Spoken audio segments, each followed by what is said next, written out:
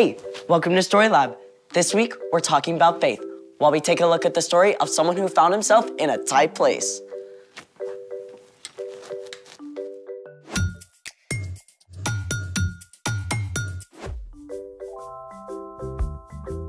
Hey, I'm Skylar. And I'm Sebastian. We're talking about faith, which is trusting in what you can't see because of what you can see.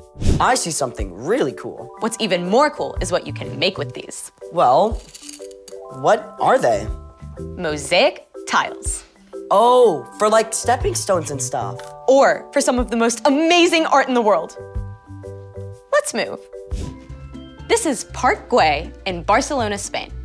That whole long wall is just full of mosaic tiles. Yep, including this little guy. Aw. And check this out. Wait, is that a staircase? Yep, the 16th Avenue tiled steps in San Francisco. It's like walkable art. You have to look down for this one too. Okay, that is epic. Exactly. It's the Great Pavement of the Westminster Abbey in London, England. King Henry VIII commissioned it to show the story of creation. This is a close-up. It's about 750 years old. I wonder how many feet have walked across that. Millions and millions, I bet. All right, now I'm itching to create. That's great, but first, we have a challenge. A sticky one. Which is? We gotta figure out which glue to use. Then, let's do it! So what have we got here? Exhibit A, your classic school glue. Exhibit B, hot glue. You need to stick with a grown-up to use a hot glue gun. I see what you did there. And Exhibit C, super glue. Grown-up alert number 2. If we want to make a mosaic, we need to stick these glass tesserae. Slow down, vocabulary queen. Tesserae? Tesserae, a small tile, glass, or other material used in the construction of a mosaic. That's better. We need to stick these glass tesserae to this tile base. So, we're gonna test each glue to see how well it sticks the tiles together? You got it. A good glue has both strong adhesion and cohesion. You just did it again. Adhesion is the ability of a glue to stick to a surface. Cohesion is the ability of a glue to stick to itself. I guess that makes sense. If the glue doesn't stick to itself, then you just get 2 separate layers of glue paint. Bingo. So let's stick to it. Up first, school glue.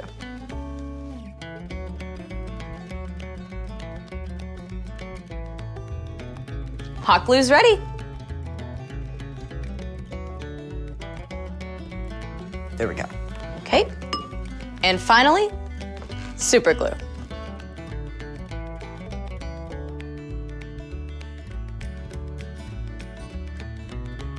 Now we could sit and watch the glue dry for 10 minutes. Or we could do this.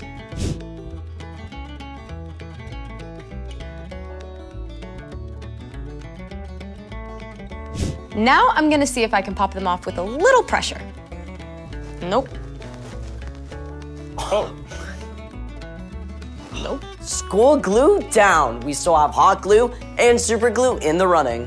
Now we try greater pressure to pry them off. Nope. Nope. I guess we have a tie.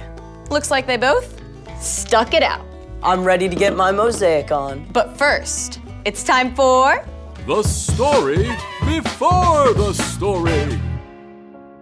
Today, we're in the book of Acts, which tells us the story of the early church. But before Acts, way back in the very beginning, out of a deep, deep love, God made an amazing world. But when people turned away from God, the world was broken.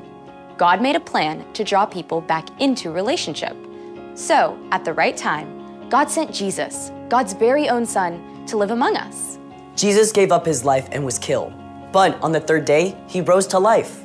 After Jesus returned to heaven, the early church grew quickly, with the help of God's Spirit. When the believers faced trouble in Jerusalem, many of them scattered to other places, taking the news of Jesus everywhere they went. But other believers still remained in Jerusalem. Which is where our story starts. Take it away. Hi everyone, I'm Erica. During this time, King Herod ruled over Judea. He was Jewish, but served the Roman government. And just like the Jewish religious leaders, he wanted to stamp out the Jesus movement. Herod even arrested the Apostle James and had him killed. When Herod saw how much this pleased the religious leaders, he sent soldiers to arrest Peter too. Now, Herod had seen strange things happen among the believers, like when Peter and the other apostles had been arrested before, they had mysteriously turned up back in the temple courts. Herod was not taking any chances. He had Peter chained up between 2 guards with 2 more guards at the door. 4 separate groups of soldiers were assigned to the job. Herod made plans to bring Peter out for a big public trial right after the Passover festival. But while Peter was stuck in prison, the other believers didn't give in to despair. Day and night, they prayed to God. Please, Jesus, save Peter. You alone have the power to free him. The night before Peter was to be put on trial, he managed to sleep. I don't know how. This cannot have been comfortable, all chained up. As Peter slept, an angel appeared, and light blazed in the dark cell.